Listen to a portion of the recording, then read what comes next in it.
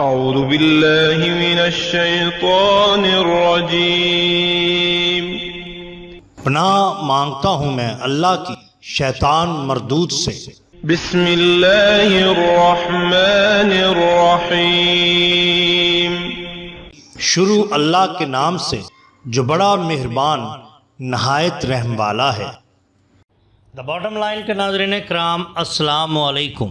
محترم ناظرین، ہم اپنی آج کی ویڈیو میں حضرت بابا فرید الدین مسعود گنج شکر رحمۃ اللہ علیہ اور ان کی چند بزرگوں سے ملاقات کا احوال آپ کے سامنے پیش کریں گے، جو یقیناً آپ کے لیے دلچسپی کا باعث ہوگا۔ ناظرین کرام، حضرت بابا صاحب رحمۃ اللہ علیہ فرماتے ہیں کہ بغداد کے علاقہ میں ایک غار میں ایک بزرگ سے میری ملاقات ہوئی۔ نہایت باعظمت اور پرہیبت بزرگ تھے۔ ان کے جسم پر گوشت کا نام نہ تھا، محض ہڈیوں کا ایک ڈھانچہ تھے۔ میں نے انہیں دیکھ کر خیال کیا کہ معلوم نہیں اس جنگل میں کھاتے کیا ہوں گے۔ اس خیال کا میرے دل میں آنا تھا کہ وہ بزرگ مجھ سے یوں مخاطب ہوئے: اے فرید، اس جنگل میں ذکر الہی کرتے ہوئے 40 سال گزر گئے۔ اس عرصہ میں سوائے گھاس پات کے اور کوئی چیز میرے پیٹ میں نہیں گئی۔ میں نے یہ سن کر ان کے قدم چومے اور کچھ دن ان کی خدمت بابرکت میں رہ کر فیض صحبت اٹھایا۔ اسی طرح بیان کیا جاتا ہے کہ حضرت بابا صاحب رحمۃ اللہ علیہ فرماتے ہیں کہ بخارا کے نوا میں میری ملاقات ایک صاحب نعمت درویش سے ہوئی۔ 100 ماہ میں یعنی ایک غار میں مقیم تھے۔ میں نے ان جیسا جلال پہلے کسی بزرگ میں نہ دیکھا۔ جب میں ان کے صومعہ میں گیا تو وہ عالم تفکر میں کھڑے تھے۔ 4 دن کے بعد ہوش میں آئے۔ میں نے سلام کیا، جواب دے کر فرمایا: تم کو میری وجہ سے تکلیف اٹھانا پڑی، بیٹھ جاؤ۔ میں حسب الارشاد بیٹھ گیا۔ ارشاد فرمایا کہ حضرت شمس العارفین رحمۃ اللہ علیہ کے خاندان سے ہوں اور 30 برس سے اس غار میں معتکف ہوں۔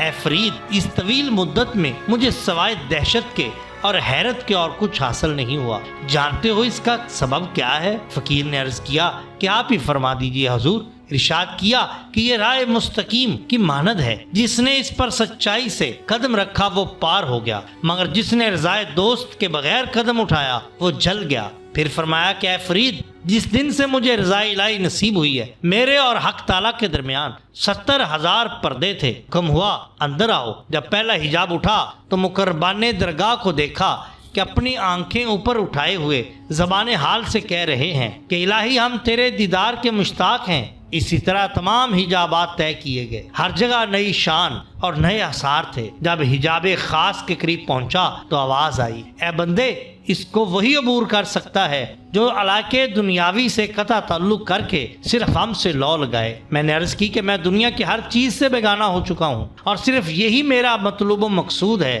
آواز آئی کہ اگر تو نے اور سب کو چھوڑ دیا تو بس ہمارا ہو گیا۔ اس کے بعد میں خواب سے جاگ گیا تو اپنے آپ کو دیکھا کہ میں تو اسی غار میں پڑا ہوں۔ اے فرید، تو بھی اگر وصل حبیب کا خواہاں ہے تو اس راستے میں اور سب سے بیگانہ ہو جا۔ اس کے بعد بابا صاحب نے فرمایا کہ اثناء گفتگو میں شام کی نماز کا وقت ہو گیا۔ میں نے انہی بزرگوں کے ساتھ نماز پڑھی۔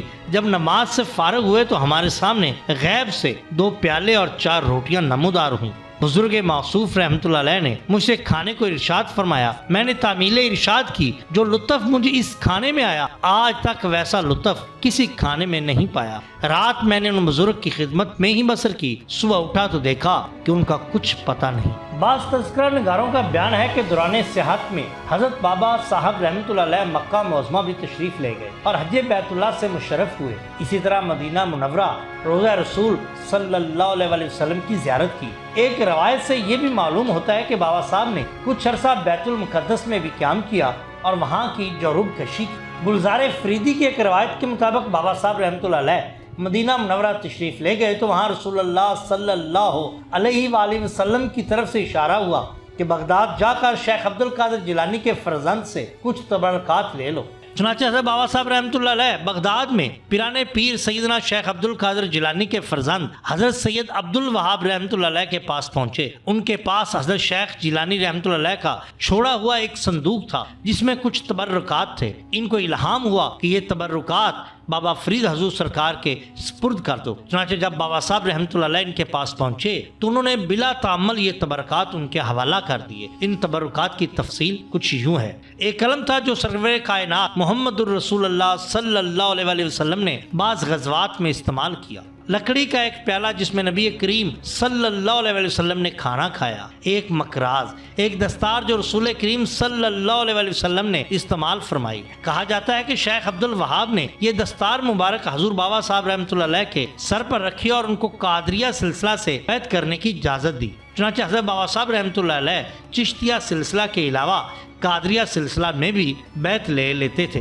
محترم ناظرین، حضور بابا صاحب سرکار رحمۃ اللہ علیہ فرماتے ہیں کہ جب سے یہ تبرکات مجھے ملے، مجھے گویا پوری دنیا کی بادشاہت مل گئی، کل کائنات کی دولت مل گئی، کیونکہ ان تبرکات سے بڑھ کر مجھے اس دنیا میں کوئی چیز عزیز نہ تھی۔ ناظرین کرام، یہ شان ہوتی ہے اولیاء اللہ کی۔ اگر آپ کو ہماری یہ ویڈیو پسند آئی ہو تو لائک کیجئے، سبسکرائب کیجئے ہمارے چینل دا باٹم لائن کو، تاکہ ہم آپ کے لیے اور بھی بہترین ویڈیوز لا سکیں۔ اپنے دوستوں کا، گردنواں کے لوگوں کا بہت خیال رکھیے۔ اللہ اور اللہ کے رسول صلی اللہ علیہ وسلم سے بیعت محبت کیجئے۔ آپ کا بہت شکریہ۔ اللہ حافظ۔